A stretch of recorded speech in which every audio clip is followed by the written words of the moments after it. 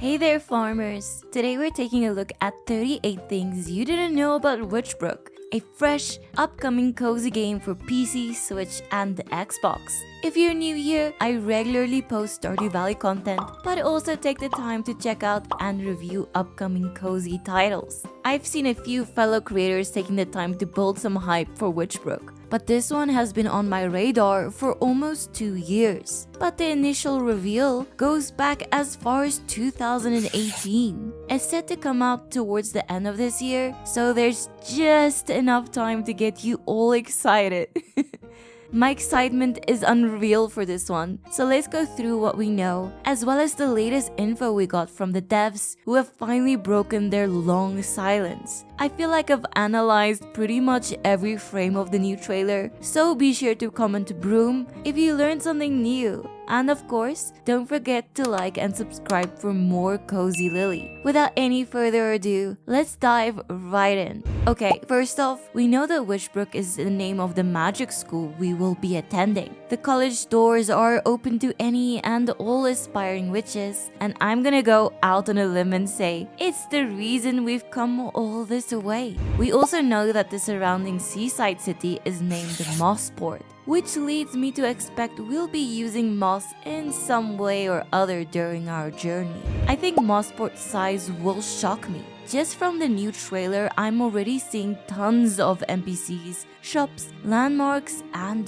much more. Usually these kinds of games have a nearby town or village, but Mosport is described as a city. I think we're looking at a more expanded, yet still interconnected community. Witchbrook is getting developed and published by Chucklefish, who have, believe it or not, also had a hand in publishing our beloved Stardew Valley. It's true, and what's more, Witchbrook was originally gonna have a much more zoomed out, center player point of view, strikingly similar to the angle in Stardew Valley. Now we know the game will feature an isometric angle, which I think gives it a better sense of motion and movement through the world. The game was first announced in 2017, so there's at least 8 years of development behind this release. The game was originally gonna be called Spellbound. I saw an article that speculated that the change could be due to copyright issues, but honestly, I think Witchbrook just rolls better off of the tongue. Chucklefish's CEO himself has described the game as being a cozy blend of Stardew Valley and Harry Potter. Witchbrook is after all a magic school, complete with the appropriate hats and flying brooms, and all of that within the retro-looking 8-bit art style of our favorite farming sim. Also, good news for all you romantics out there. The devs have revealed one NPC so far, and they have been confirmed to be dateable. Hannah Sato works at the Calico store, and according to the wiki, has the ability to charm mannequins. This helps customers see potential outfits from different angles. And quite honestly, exactly what I would hope for if this kind of power existed in real life. We even got a shot of a player walking with a bouquet of roses. 17 named establishments have been revealed so far, which include the college, various merchants, a pub, coffee shop, and post office. And that doesn't even cover that many NPCs' homes. There was some early concept art for a more upper class residential area called the Waxing Crescent, but I don't think I spotted it in the trailer, so we'll have to wait and see if this makes it into the release. Every Sunday, Mosport holds a market where merchants can set up their stalls to sell food or crafted goods, perfect for some shopping before heading into the new week. 3 festivals have been revealed as well, being a spring market, tulip festival, and the annual pumpkin growing competition.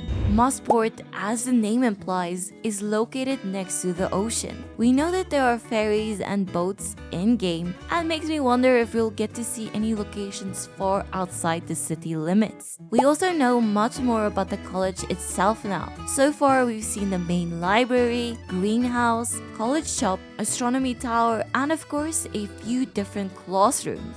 There's the arcane arts classroom where we see students practicing levitation. This must be one of the more basic spells, and should give us the ability to zoom through the sky on a broom. The library seems like a common study area, while the greenhouse is well suited for potion lessons. And the astronomy tower is complete with telescopes, big and small. The fireplace in the arcane classroom is described in the wiki as being alive in an eldritch sense. Apparently many students have felt its gaze. This also opens up the possibility of us having to combat magical horrors beyond our comprehension. It has me all excited to pierce the veil between reality and states of being. Every cozy gamer's dream, am I right?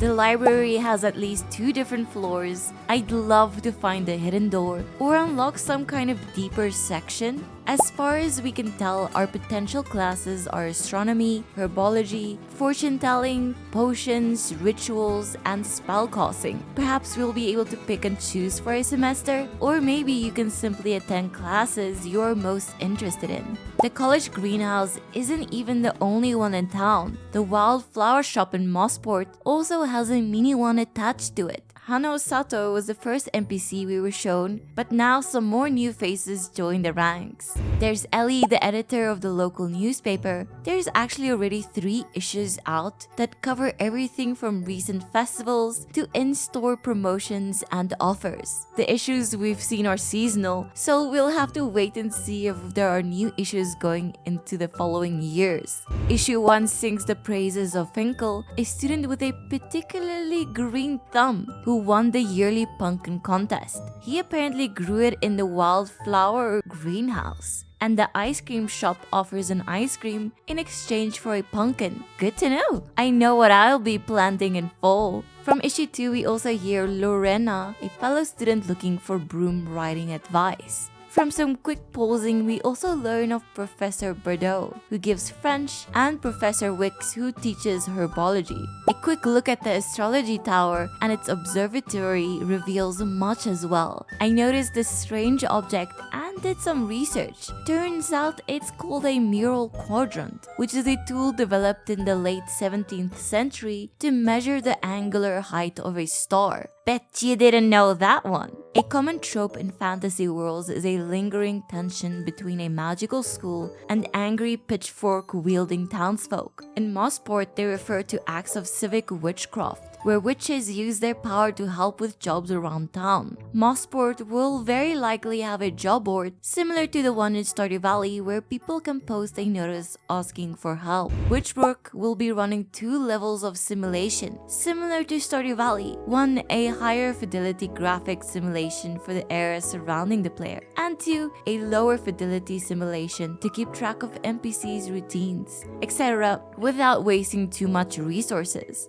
Mosport experiences the passing seasons, with its citizens adapting their routines and outfits for different times of the year. I do wonder how our magic will tie into the moods of the clouds above. It seems inevitable that there will be a spell to affect the weather in some way. Mosport itself will also get seasonal decorations. We've also been told that these changes will happen gradually, usually culminating in a festival, but it goes even deeper. The days will be longer in summer and shorter in winter, with the opposite being true for the nights. It's little things like these that strengthen the immersion and make me really hyped for the release. During the early development, there were rumors of players getting a dorm room, complete with a mailbox, single garden plot, and a bowl for your familiar. Thankfully, it looks like there's no need to worry about hostel living. The new trailer shows that as an aspiring witch and main character, you get your very own cottage. This also means you get a little crop garden, and there's a cute little path leading right to the college.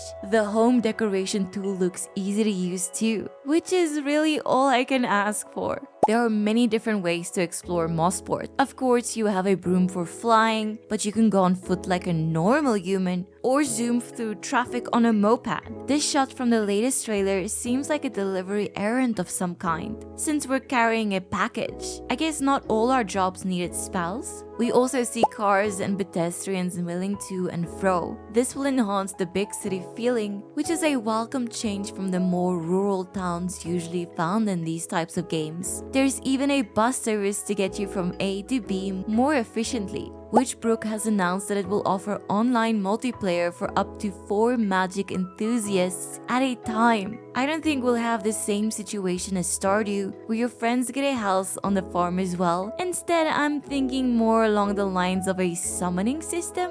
A potential little Easter egg I saw is the Calico clothing store, presumably named after the vast Calico Desert. They must have an impressive summer collection. At the very least, we know they sell pointy hats. Just in case you were doubting if Witchbrook is really a cozy game or not, we finally have a fishing minigame confirmation. This minigame will be unlike anything we've seen before, in the absence of a literal fishing rod. Instead, we see our character fishing while holding their wand. It would be hilarious if fishing was basically just levitating a fish right out of the water. Mosport and the surrounding area will be filled with a variety of animals, big and small. I have a strong suspicion we'll be able to tame and summon some of them as familiars, with their own unique abilities. So there you have it, 38 things you didn't know about Witchbrook. Thanks for watching, and I hope you learned something new to get you hyped alongside me for this upcoming cozy gem. As always, thank you for all your support, and don't forget to like and subscribe for more Ezlilyy.